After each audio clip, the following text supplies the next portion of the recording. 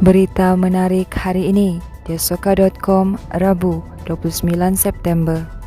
Sabah mengutip 1.25 bilion cukai jualan produk petroleum daripada Petronas sejak cukai berkenaan mula dikutip pada tahun lalu. Ketua Menteri Datuk Seri Haji Jinor berkata jumlah itu merangkumi 177.88 juta yang dikutip pada tahun lalu dan 1.7 bilion dari Januari hingga Ogos tahun ini. Katanya kutipan cukai jualan petroleum adalah antara 3.83 bilion hasil negeri berjaya dikutip pada tahun ini setakat 31 Ogos lalu. Beliau juga berkata jumlah itu melebihi sasaran kutipan yang ditetapkan dalam tempoh Januari hingga Ogos tahun ini dengan pencapaian 120%. Jelasnya pembayaran cukai jualan petroleum adalah antara perkara yang diberikan tumpuan apabila Kerajaan Gabungan Rakyat Sabah JRS mengambil alih kerajaan negeri pada 29 September tahun lalu. Sementara itu, Haji Ji yang juga Ketua Badan Pimpinan Parti Peribumi Bersatu Malaysia Sabah berkata selain cukai jualan produk petroleum, kerajaan turut meningkatkan kutipan dividen badan berkanun dan syarikat berkaitan kerajaan GLC negeri bagi menambah hasil negeri. Sementara itu, Datuk Seri Mbu Mokhtar Radin mengakui berdepan tugas mencabar sepanjang setahun menerajui Kementerian Kerja Raya Sabah KKRS, lebih-lebih lagi dalam situasi pandemik COVID-19. Beliau berkata sebagai kementerian yang diberi tanggungjawab untuk menyedia dan menangani pelbagai isu berkaitan infrastruktur di Sabah, ia sentiasa mendapat perhatian masyarakat terutama berkaitan isu air dan jalan raya. Beliau yang juga Timbalan Ketua Menteri Sabah berkata demikian dalam kenyataan sempena setahun pemerintahan Kerajaan Gabungan Rakyat Sabah JRS hari ini.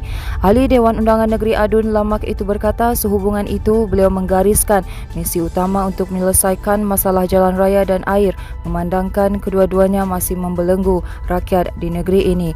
Beliau turut memberi perhatian terhadap projek pembinaan Lebuh Raya Pen Borneo Sabah yang katanya boleh memakan masa hingga 45 tahun untuk disiapkan memandangkan kurang peruntukan dana disediakan Kerajaan Persekutuan. Sementara itu, mengenai isu air, beliau yang juga ahli Parlimen Kinabatangan berkata hampir seluruh negeri ini menghadapi masalah bekalan air bersih disebabkan permintaan tinggi dengan wujudnya bandar baharu, kawasan perumahan dan perindustrian selain masalah paip bocor yang dibina sejak zaman British lagi. Berita seterusnya, semua warga Indonesia yang tinggal di daerah ini boleh mendapatkan suntikan vaksin COVID-19 di Pejabat Konsulat Republik Indonesia KRI Tawau bermula Jumaat ini. Ketua Perwakilan KRI Tawau, Haini Hamidah berkata program pemberian vaksin itu adalah inisiatif pihaknya bersama Pusat Kawalan Operasi Bencana PKOB dan Pejabat Kesihatan Kawasan Tawau. Menurutnya, KRI Tawau menganggarkan lebih 200 warga Indonesia yang menetap di daerah ini akan hadir untuk menerima suntikan vaksin itu nanti. Katanya kepada sesiapa yang mahu mendapatkan suntikan itu diminta menghubungi KRI Tawau di talian tertera. Henny berkata semua warga Indonesia yang hadir dalam program vaksinasi itu nanti diminta untuk mematuhi prosedur operasi standard SOP yang ditetapkan. Seterusnya, Jabatan Kesihatan Negeri Sabah JKNS hari ini menafikan berlaku kematian seorang remaja yang didakwa berpunca daripada suntikan vaksin COVID-19 di Lahad Datu.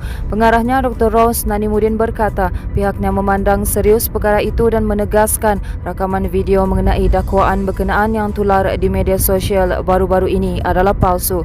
Katanya mana-mana individu atau pihak yang muskil dan masih tidak faham mengenai vaksin boleh menghubungi JKNS di talian hotline tertera. Tambahnya, sesiapa yang belum menerima vaksin boleh mendapatkannya di pusat pemberian vaksin PPV atau melalui aktiviti jangkauan luar terdekat. Beliau berkata berdasarkan pemantauan JKNS, 80% hingga 90% pesakit COVID-19 di unit rawatan rapi ICU adalah individu yang belum divaksin. Jelasnya, vaksin mampu mencegah jangkitan COVID-19 dan kematian yang berpunca daripada virus berkenaan. Tambahnya lagi, JKNS menyeru ibu bapa atau penjaga segera untuk mendaftarkan remaja jagaan masing-masing di aplikasi MySejahtera dan mendapatkan vaksin segera bagi melindungi diri mereka dan keluarga.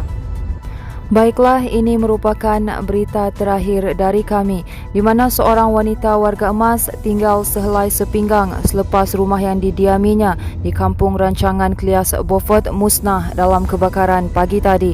Bagaimanapun, wanita berusia 72 tahun tidak mengalami sebarang kecederaan kerana ketika kejadian warga emas itu berada di rumah jirannya.